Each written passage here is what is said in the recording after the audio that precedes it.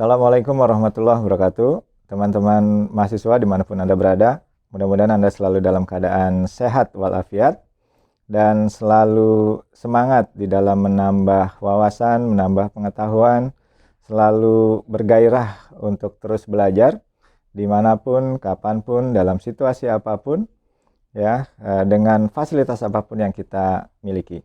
Jadikan semua sarana dan prasarana yang kita miliki sebagai sarana dan prasarana untuk kita belajar. Teman-teman semua, kali ini saya ingin menyampaikan satu bagian dari materi manajemen strategik, yaitu analisis lingkungan eksternal. Sebelum kita menyusun strategi, ya, kita perlu melakukan analisis lingkungan. Analisis lingkungan itu bisa kita kelompokkan secara umum menjadi dua, yaitu analisis lingkungan eksternal, ya. Yang kedua, analisis lingkungan internal. Pada analisis lingkungan eksternal, kita mencoba membaca peluang dan ancaman. Sementara pada analisis lingkungan internal, kita mencoba membaca kekuatan dan kelemahan yang kita miliki. Kali ini saya akan membahas analisis lingkungan eksternal dulu, ya. Di video berikutnya kita akan membahas mengenai analisis lingkungan internal. Jadi kali ini saya ingin fokus membahas mengenai analisis lingkungan eksternal. Analisis lingkungan eksternal kalau kita kelompokkan, ya, bisa kita kelompokkan menjadi 3. Ya. Yang pertama, kita lakukan analisis yang namanya analisis lingkungan umum atau general environment, ya. Biasanya orang juga menyebutnya sebagai analisis lingkungan makro.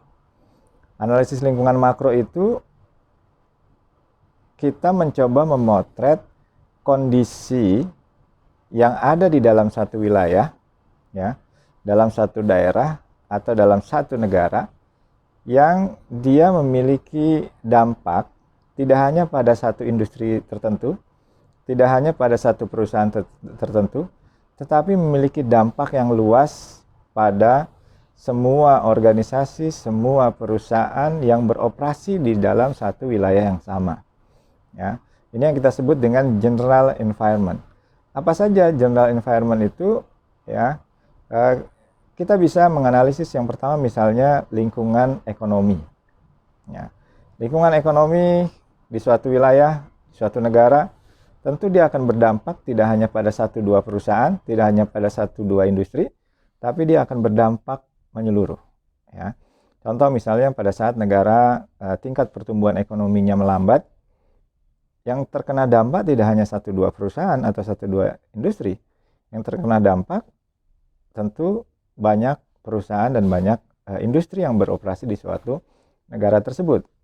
Dan begitu pun sebaliknya, ketika negara memiliki pertumbuhan ekonomi yang positif, ya, bahkan memiliki pertumbuhan ekonomi yang tinggi, maka juga yang akan terkena dampak tidak hanya 1-2 perusahaan, ya, tidak hanya 1-2 industri, tapi keseluruhan organisasi, ya, keseluruhan perusahaan, keseluruhan industri yang berada dalam wilayah tersebut.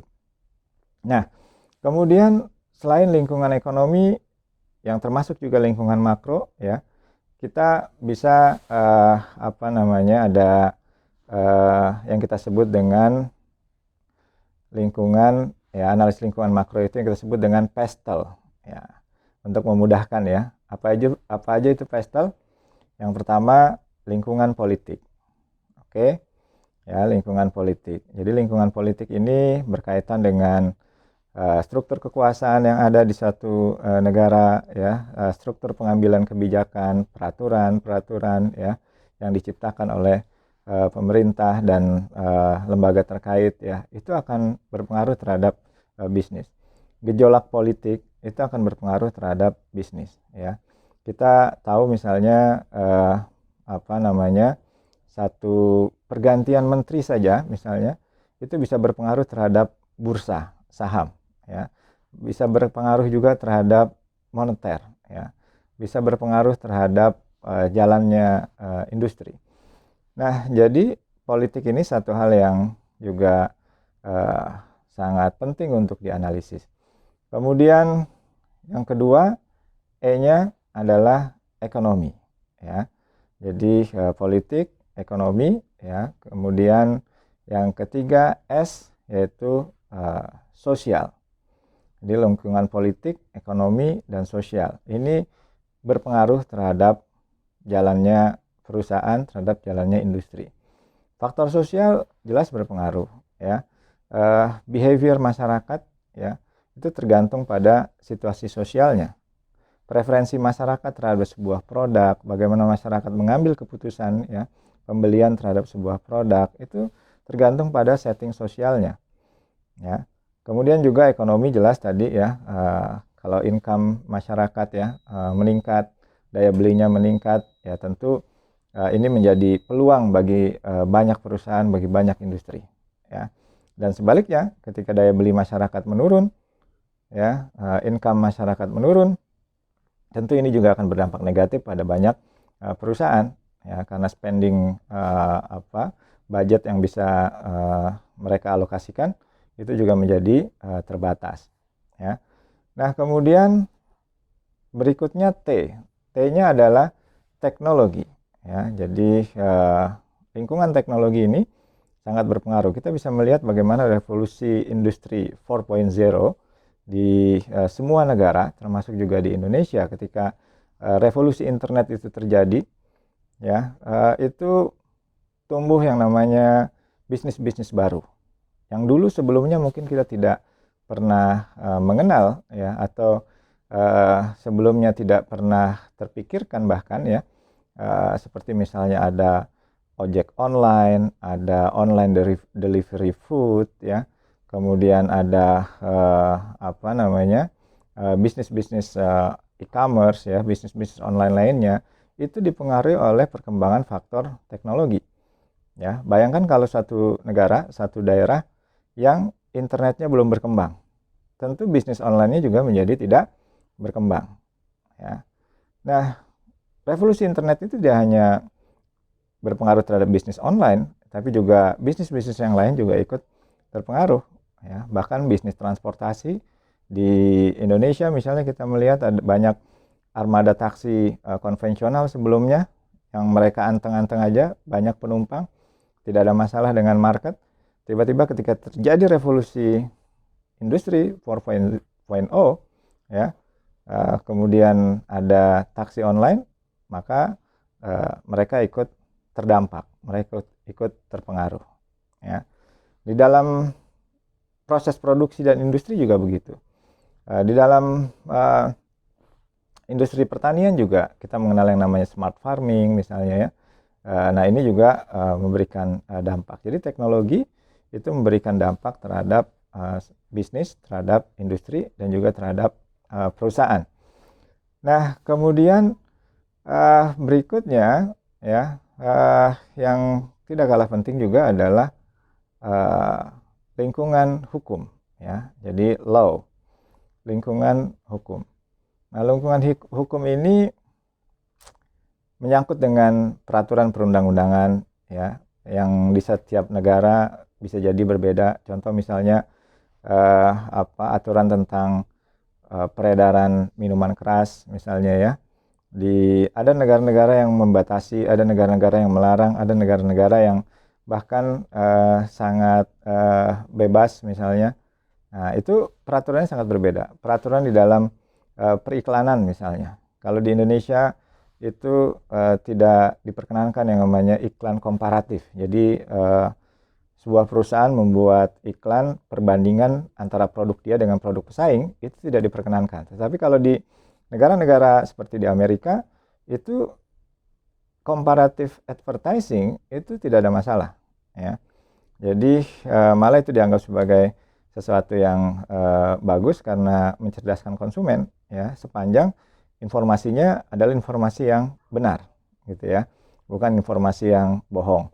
Nah, ini yang kita sebut dengan PESTEL, ya, lingkungan general environment, lingkungan makro, ya. Kita bisa analisis politik, ekonomi, sosial, ya, teknologi, ya, hukum, ya. Ini kita potret. Kemudian turun ke level berikutnya dalam lingkungan eksternal, itu yang kita sebut dengan analisis lingkungan industri. Ya, analisis lingkungan industri. Analisis lingkungan industri ini kita berbicara satu industri tertentu, ya. Aktor-aktor yang ada di dalam industri itu apa saja, ya, di dalam industri tersebut. Nah, perubahan-perubahan yang terjadi, dinamika yang terjadi itu berdampak, ya, pada industri itu saja. Jadi apa yang terjadi pada industri itu belum tentu terdampak pada industri yang lain. Nah, ini bedanya dengan general environment tadi, ya. General environment itu dia berdampak pada semua industri, semua perusahaan yang ada di dalam satu wilayah. Nah, sementara analisis lingkungan industri, ya, dia menganalisis dinamika yang terjadi pada satu industri tertentu, di mana yang terdampak adalah aktor-aktor yang ada di dalam industri tersebut, ya. Jadi tidak berpengaruh pada industri yang lain. Untuk melakukan analisis industri, Porter membuat satu tools, ya, yang dia sebut sebagai 5 force model, ya. Model 5 kekuatan yang bekerja di dalam industri yang bisa kita analisis. Apa saja yang bekerja di dalam industri, ya, yang saling berpengaruh, saling berinteraksi, saling berebut share, ya, di dalam satu industri. Nah, yang pertama yang kita sebut dengan industrial rivalry. Jadi perusahaan-perusahaan sejenis, perusahaan-perusahaan yang sama jenisnya, satu sama lainnya saling bersaing, ya.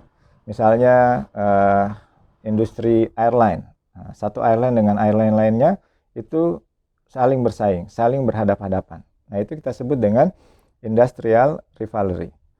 Satu bank dengan bank lainnya itu saling berhadapan-hadapan. Itu kita sebut dengan industrial rivalry, ya.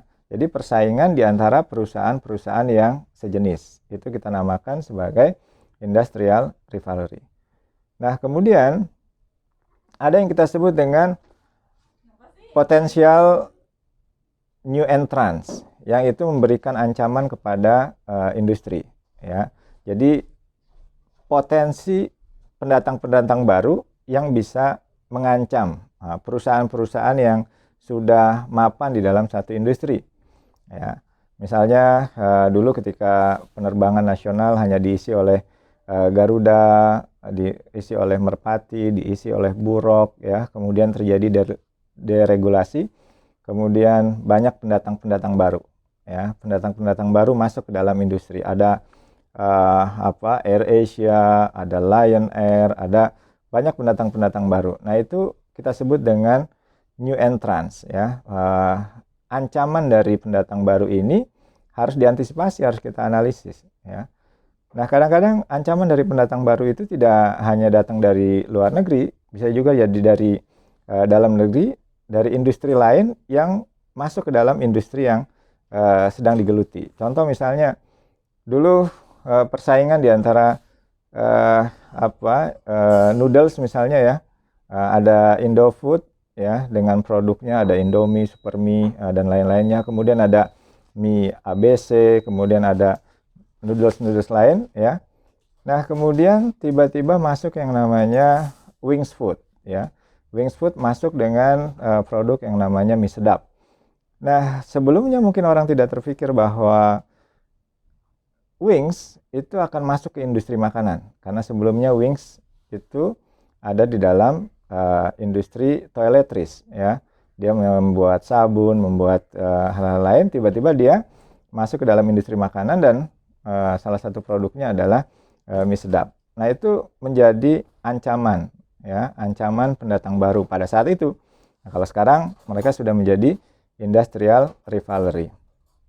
Nah, kemudian yang ketiga, ya, kita juga harus menganalisis selain ancaman dari pendatang baru, ya, kita harus analisis yang kita sebut dengan power of buyer, ya. Jadi bargaining position, ya, dari pembeli, dari konsumen, ya. Ini kita sebut dengan power of buyer, ya, kekuatan dari para pembeli. Kekuatan dari para pembeli ini akan mempengaruhi share, akan mempengaruhi margin keuntungan dari perusahaan, ya. Bahkan power dari pembeli ini bisa menentukan mana perusahaan yang akan survive, mana perusahaan yang akan ditinggalkan, ya. Nah, kapan buyer itu memiliki power yang kuat, lebih kuat dari produser, yaitu ketika jumlah pembelinya sedikit sementara jumlah penjualnya banyak, ya. Ketika pembelinya sedikit, jumlah penjualnya banyak, maka si pembeli punya banyak alternatif untuk menentukan itu. Nah, ketika mereka punya banyak alternatif, mereka punya bargaining position. Ketika mereka punya bargaining position, mereka punya posisi tawar, ya, maka mereka juga bisa menentukan harga, ya. Nah, ini harus kita analisis, harus kita antisipasi. Nah, kemudian berikutnya yang harus kita analisis nih, kebalikan dari bargaining position dari buyer adalah bargaining position dari supplier, ya. Nah, bargaining position dari supplier ini akan terjadi, ya, akan kuat ketika suppliernya itu sedikit sementara buyernya banyak, tadi si produsernya yang membeli bahan baku itu banyak. Dan sebaliknya, ya, kalau suppliernya banyak sementara pembeli bahan bakunya atau produsernya itu sedikit, maka bargaining position dari si supplier itu juga akan rendah. Nah, ini juga baik bargaining position dari supplier maupun buyer itu sangat tergantung juga pada size pembeliannya, ya. Jadi kalau pembelian dalam jumlah yang sangat besar, tentu ini akan mempengaruhi dinamika posisi tawar di antara masing-masing. Nah, kemudian yang berikutnya, ya, yang harus dianalisis juga, yang kelima, ya, yaitu kekuatan atau ancaman dari produk pengganti atau produk substitusi. Apa yang dimaksud dengan produk substitusi? Ya, produk substitusi adalah produk yang memiliki fungsi yang sama, ya. Produk yang memiliki fungsi yang sama, tetapi dia bisa jadi adalah produk yang berbeda.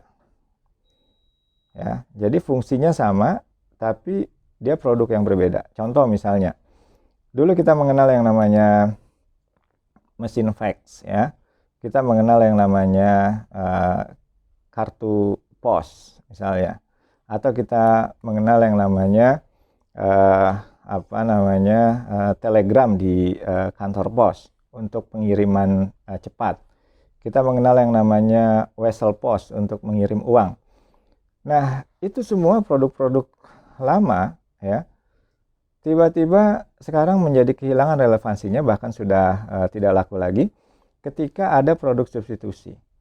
Ketika ada email, ya, ketika ada SMS, ketika ada WhatsApp, ya, maka orang sudah sangat jarang melakukan pengiriman surat melalui fax, ya, atau mengirim kartu lebaran atau mengirim kartu pos, ya, karena semuanya bisa dikirim melalui WhatsApp, bisa melalui email, ya, bisa melalui yang lainnya. Nah, ini kita sebut sebagai produk substitusi. Dia menjalankan fungsi yang sama walaupun dia produk yang berbeda. Nah, ancaman dari substitusi ini seringkali tidak diantisipasi dengan baik oleh banyak perusahaan. Kenapa? Karena perusahaan menganggapnya kita bermain di industri yang berbeda, kita bermain di bisnis yang berbeda, ya, sehingga kita tidak merasa harus berhadapan-hadapan. Nah, padahal kalau dilihat, ya, ketika mereka menjalankan fungsi yang sama, itu adalah kompetitor, itu adalah pesaing, ya. Jadi di dalam perspektif five force model ini, kita diajak mendefinisikan ulang siapa sebenarnya pesaing kita. Nah, pesaing kita sebenarnya bukanlah hanya perusahaan sejenis yang sama dengan perusahaan kita, ya, tapi juga adalah mereka-mereka yang berpotensi untuk mengurangi potensial profit kita, mengurangi potensial market kita, ya. Itu kita sebut sebagai competitors, ya. Nah, jadi itulah lingkungan eksternal, ya. Ada yang kita sebut dengan general environment, ada yang kita sebut dengan lingkungan industri. Nah, kemudian ada juga yang menambahkan di level yang ketiga, yaitu lingkungan persaingan. Nah, lingkungan persaingan dalam artian khusus, ya. Lingkungan persaingan dalam artian khusus ini adalah perusahaan-perusahaan yang levelnya sama, perusahaan yang jenisnya sama, mereka saling berhadapan-hadapan, ya. Misalnya kita lihat di industri perbankan, ya. Tentu BCA, BRI, ya, Mandiri, ya, itu ada di level yang sama, bisa jadi mereka saling berhadapan-hadapan, ya, secara langsung, ya. Nah, mereka adalah kompetitor-kompetitor terdekat, ya. Tentu BCA, Bank Mandiri, BRI, ya, bisa jadi mereka tidak perlu menganggap bank-bank pembangunan daerah itu sebagai kompetitor terdekatnya, ya. Bahkan mereka bisa menjadikan bank pembangunan daerah itu sebagai mitra untuk saling bersaing satu sama lainnya, ya. Nah, itu lingkungan persaingan yang dalam arti khusus, ya. Nah, jadi secara umum teman-teman semua, ya, kita menganalisis lingkungan eksternal, kita melihat general environment, industrial environment, dan competitive environment untuk menganalisis apa? Menganalisis dua hal, ya, yaitu kita menganalisis peluang dan menganalisis ancaman. Nah, bagaimana teknisnya kita akan lanjutkan pada kuliah berikutnya, pada tayangan berikutnya, ya. Kita menyusun analisis lingkungan eksternal dari perspektif menganalisis peluang dan ancaman. Sekian, terima kasih. Assalamualaikum warahmatullahi wabarakatuh.